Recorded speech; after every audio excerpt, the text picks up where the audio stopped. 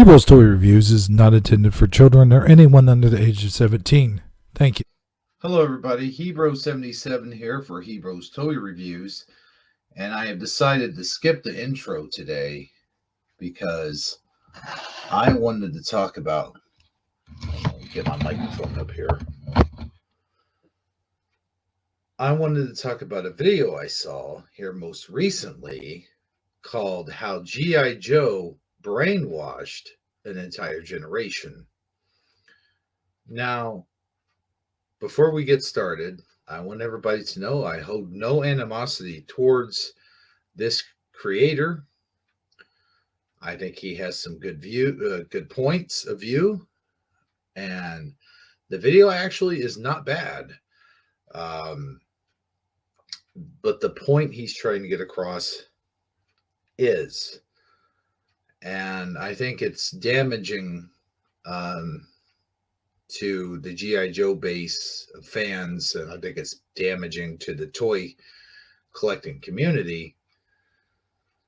And so I know I'm probably going to stand alone on this because I don't really see any other videos out there of any of the other toy collecting community guys seen this guy's video and is doing a reaction. But I have a few opinions, and that's exactly what these are. These are just opinions and things that I feel that I need to get out there. Because I think that this sort of stuff is more hurtful than helpful. And in the long run, it could actually damage the toy collecting community as well as the nostalgia collected community. Now, as the video suggests, G.I. Joe brainwashed entire generation. This guy, Nerd,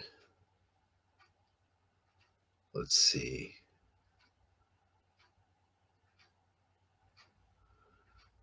Nerdstalgic is his name, Nerdstalgic. And just out of curiosity, I wonder if he took the nostalgia critic and mashed his name up with the Nintendo nerd in order to get this name. I don't know. And I don't know how old this guy is, but I'm willing to speculate he's either mid to late 30s or early 40s.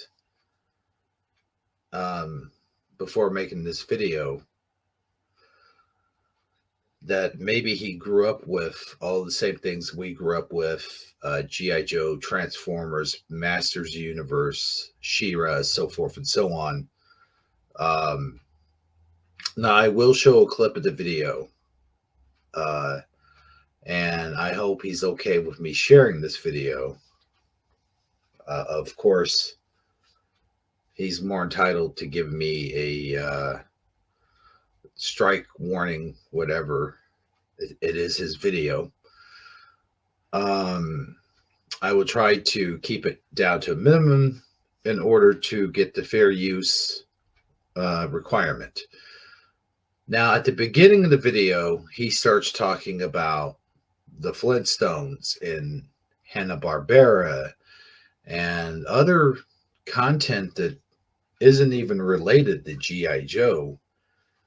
And he does this in order to make a point that this sort of commercialism in cartoons has been going on for decades, for generations even. One of the points I think he was trying to make was how cartoons have a particular negative influence, or not necessarily a negative one, but an influence on children in general, and how it shapes their minds and their activities. And I think that that's the point he's trying to get across. when he showed a clip of the Flintstones and their advertisement for Winston cigarettes, how it was supposed to be a cartoon show that was made for kids, and here they are advertising smoking. Now, at the time the Flintstones was made, this was the 1960s, and there wasn't a whole lot known about cigarette smoke and its links to bad health. And in fact, kids, at that time would get imitation cigarettes that puffed out appearance of smoke. They had candy cigarettes. They had gum cigarette, like gumball, like cigars, whatever. Um, stuff like cap guns and chemistry sets and stuff like that was openly sold to children, and slingshots and other dangerous toys as well, way dangerous than what we had when we were kids. And we had some pretty dangerous toys in the 80s. But the advertisements back in the 60s and even the 70s and even in the 80s were mainly for the adults. And the adults, back in the 60s, there was only one television set in the living room. And that's where it was, in the living room. And when a television program was watched, it was watched by both the adults and the children. See, we tend to forget that families watched television when it was new. And before that time, families had listened to radio. And so, with that in mind, the advertisers obviously knew that families would be watching this program with their children, and along with that, the adults. So they were, of course, advertising to adults through the cartoon, which was on, by the way, prime time, which would have been between the hours of 7 to 8 p.m., somewhere in that time slot. And a lot of kids, back in the 60s, their bedtimes are probably somewhere around 8 to 8:30 prime time. I don't know. But that was the whole idea there. It's as simple as that. That was not advertising cigarettes to children, obviously. Now, am I saying that tobacco corporations aren't evil and they're not maniacal and they wouldn't put it past them to try to advertise to children? No, I wouldn't put it past them to not do anything. It wouldn't surprise me at all if they were targeting just everybody, not just children, but just everybody in general, to push the products to the masses as much as they could get them. Now, I've gone a little off track here, but he gets a little off track in the video as well.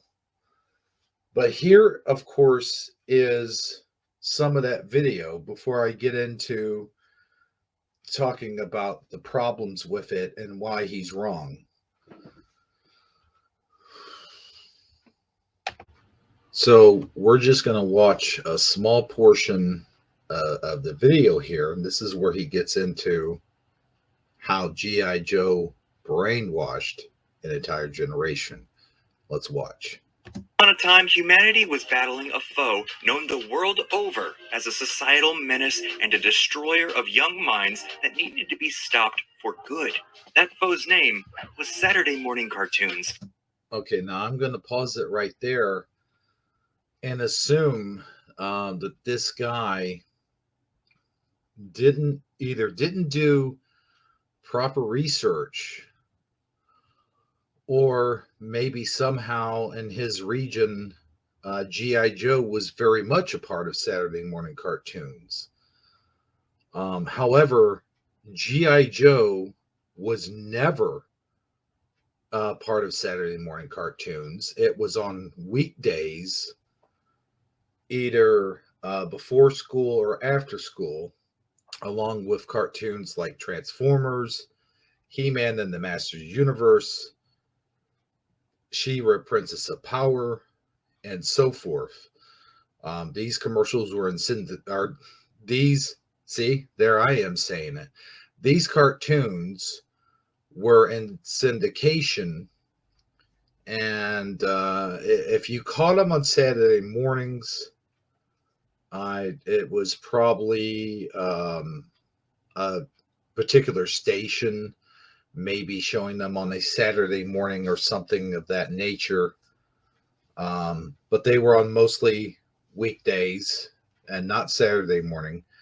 Now, there were a lot of Saturday morning cartoons on all your major channels, ABC, NBC, and CBS, in which G.I. Joe wasn't on any of these broadcasting networks. But let's continue. And no cartoon was more powerful than G.I. Joe. G.I. Joe is the code name for America's daring, highly trained special mission force. If you're a child of the 80s or 90s, then you probably have a very specific memory of sitting yourself down in front of the TV in the early hours of a Saturday morning and watching the latest adventures of your favorite cartoon characters. But while those not G.I. Joe memories may seem pretty sweet and innocent on the surface, there's an oddly sinister history behind them that we're still feeling the effects of today. Hey! I was watching that! TV rots your brain. In 1960, the first episode of The Flintstones aired on ABC, created by the legendary William Hanna. Now he gets into talking about the Flintstones. So what we're going to do is kind of skip ahead a little bit to 60s G.I. Joe, which is where G.I. Joe originated from. The 1960s, they were 12-inch figures, and they were advertised. There was certainly no cartoon at that time, but they were advertised. They were advertised on television. They were advertised on the radio. And the thing is, this sparked imagination of children whose parents, whose dad or uncle or grandfather or cousin, or brother had been in the military, had been in World War II or Vietnam. Well, no, not Vietnam, not quite yet, but Korea. Okay, we could throw that in there. And they would get these action figures and reenact the wars, the stories that their father or grandfather, so that the grandfather, that would be World War One, or uncle would tell them about their service and what they did in service, so they would dress them up accordingly and have all these adventures, and it would spark imagination. And a lot of these people became soldiers themselves later in life, or they became engineers, they became firemen, policemen, just all kinds of things because of this spark of imagination. And they even went on to create the next line of G.I. Joe, which was in the 1980s. A lot of people, a lot of the kids who played with G.I. Joes back in the 60s became creators of the G.I. Joe cartoon, the comic books, all of that stuff. So let's hear what he has to say about how the 1960s G.I. Joe, which was in commercials but was not a cartoon at the time. The first ever commercial for Hasbro's fiercely patriotic line of G.I. Joe action figures emerged 20 years before the iconic TV show would show its face. The commercials for these new toys would run between television shows like The Flintstones, further perpetuating the success of animated TV with their advertising dollars. Other companies and Hanna-Barbera themselves looked to the Flintstones' success as a sort of blueprint. Some sought to create their own. So what he's saying here is that the commercials helped the television shows. I disagree with that statement. I think that the commercials, the advertisements, which paid for the shows, had nothing to do with the success of either the toys or the cartoon shows. Marketing had a lot to do with that. But actually, before the internet and before commercializing of all things commercial, television was brand new. Back in the 60s, it had come out, a couple decades earlier, but it was basically, it wouldn't be to the late 50s, early 60s where everyone had a television in their living room. And as I mentioned before, it was a family thing where families would gather around the television and watch these things. And I think that the TV shows brought about the success of the merchandise of the TV shows, not the other way around. Unique shows, while others simply reran cartoons originally made for movie-going audiences in a primetime slot. And the most prime slot of all ended up being Saturday mornings. See, by the time the 1970s rolled around, children were suddenly a very important demographic of the TV viewing public. They were voracious content consumers, uncritical viewers, and most importantly, completely oblivious to the fact that they were being marketed to. Research said that a lot of children couldn't understand the difference between the TV show meant to entertain them and the commercial meant to sell them things. And they certainly didn't understand the concept of persuasive marketing. Obviously, I think that children understood better than you think the concept of marketing, not so much the numbers or that they were being marketed to or anything like that, but the fact that, that they could get toys if they begged their parents for toys, if they saw something that they liked. And I do have a little story that goes along with this, but let's continue. The marketing aimed at children was for toys, including G.I. Joes, but with more eyes comes more critique. Concerns were starting to rise about just how much advertising was too much advertising, particularly when it came to ones targeted at sleep-eyed children who were just trying to eat their Pink Panther flakes and watch Tom and Jerry reruns. Action for Children's Television, or ACT, pressured the Federal Communications Commission for change, and the FCC, in turn, pressured the National Association of Broadcasters, or NAB. After years of pushback, they did eventually outline some the government getting involved in children's programming was one of the worst things to ever happen to children's programming. It dumbed down the cartoons. It forced animators and writers to dumb down the episodes, tone down the violence. So now you saw, much like in Star Wars, where the stormtroopers were shooting at the good guys they were missing. You saw like shows like the A-Team and G.I. Joe, which he is particularly talking about, the G.I. Joe cartoon, where they would shoot at each other, nobody would die, or they would evacuate out of a jet. They would eject just before the explosion or as the explosion was happening. This led to a lot of really stupid plot lines, like the G.I. Joes fighting bugs or dinosaurs. Actually, the dinosaur stuff was kind of cool, but it limited the writers into out of writing smart, um, good stories into just kiddie stuff.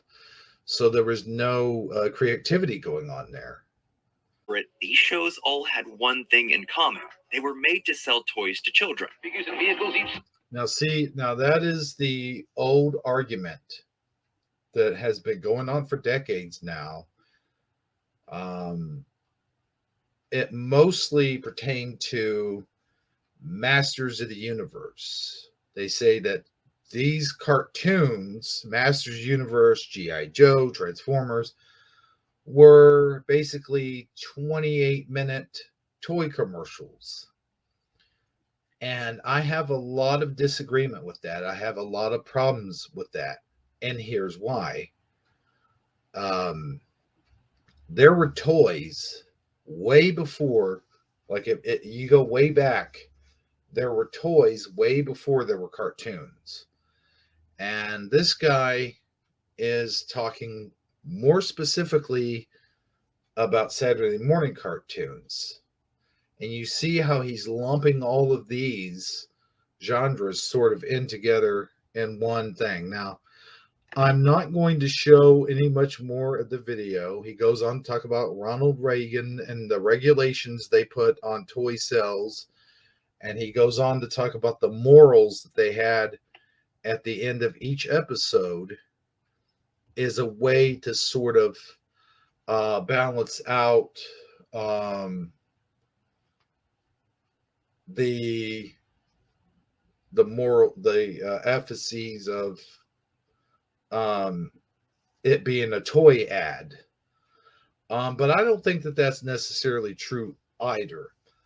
I think that a lot of these writers and producers who did the cartoons at the time wanted to send a genuine message to kids about, not playing with matches, not taking prescription drugs, or just drugs in general. But they're talking about, like, if your parents have medications that are left out, don't take them.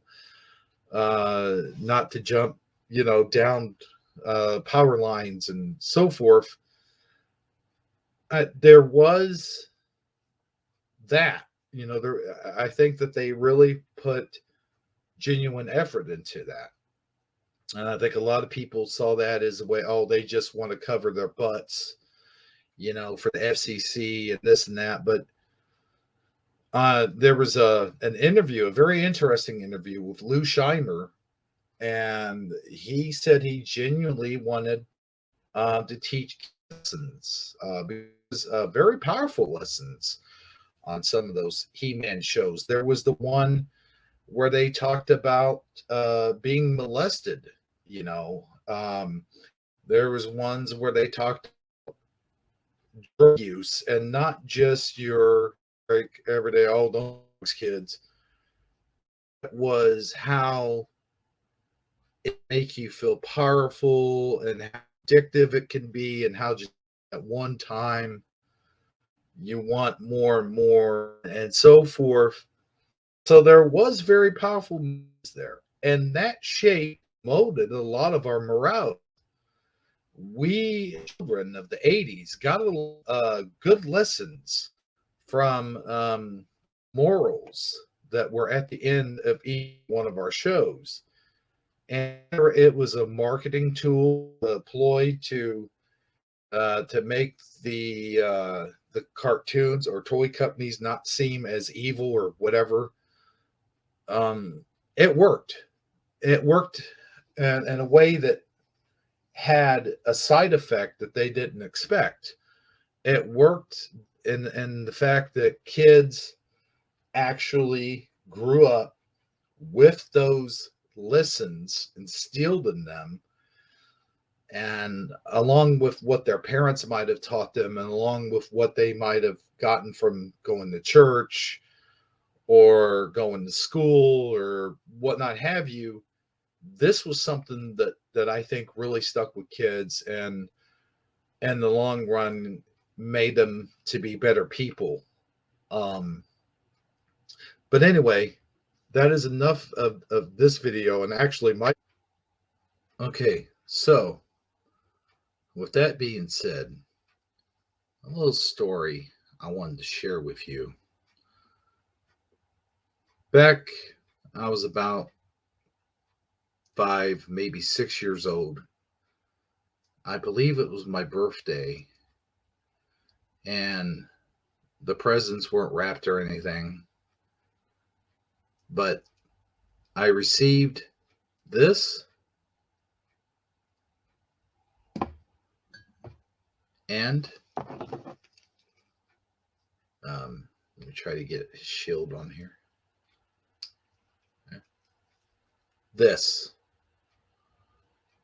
These two toys as a child. Now, I didn't know who these guys were, except I had never seen the cartoon. I wasn't in the comics. All I knew was that he was the good guy. His name was He-Man. He was the bad guy, and his name was Skeletor. These were the very first Masters of the Universe toys I had ever received. And the reason why I knew this is because the names were on the page. And his said villain, evil warrior, I'm sorry, and his heroic. And that's all I knew. Now, I seem to. Now, again, without seeing the cartoon or reading any of the comic. Now, as I said, without even seeing an ad or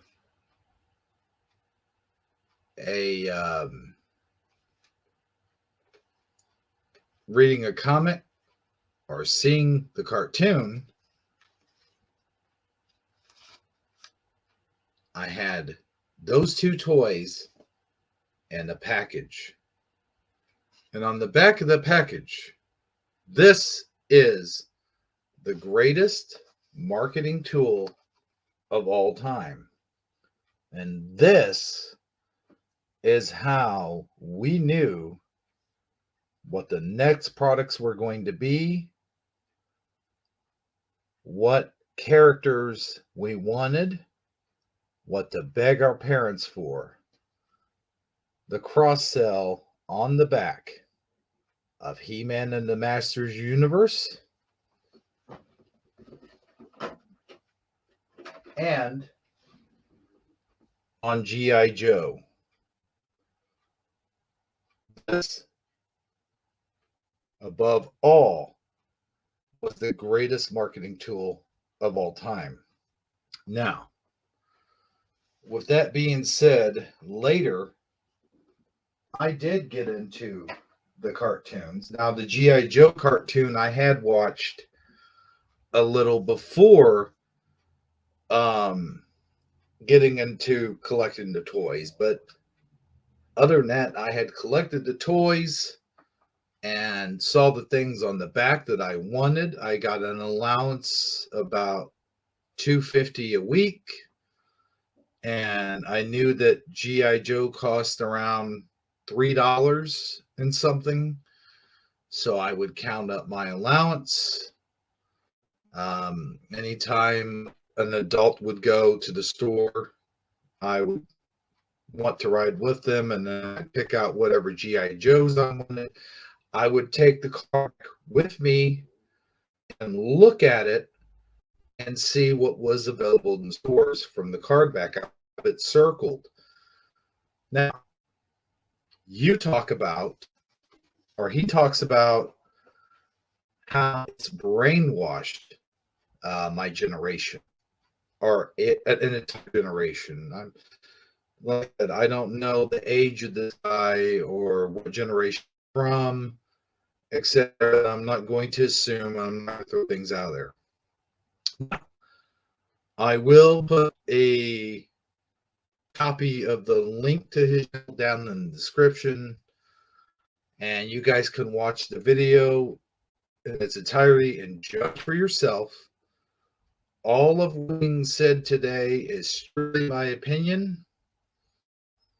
In fact, like I said, I have no animosity towards him or towards the video. I think it's a good video, and I think it should be shared. And I do thank him for putting it out, because, you know, a lot of times there is the argument that our cartoons that we watched as a child is a 29 or 28 to 30 minute television commercial. I disagree with that, and I disagree with this video, and that's it. I think that G.I. Joe, in fact, shaped an entire generation creatively and mentally and morally. A lot of us grew up to be creators, firemen, policemen, or soldiers. We were inspired by G.I. Joe to do so. I certainly don't buy into the whole brainwash aspect of what he was talking about. I don't think any of us were brainwashed. I think that we were inspired.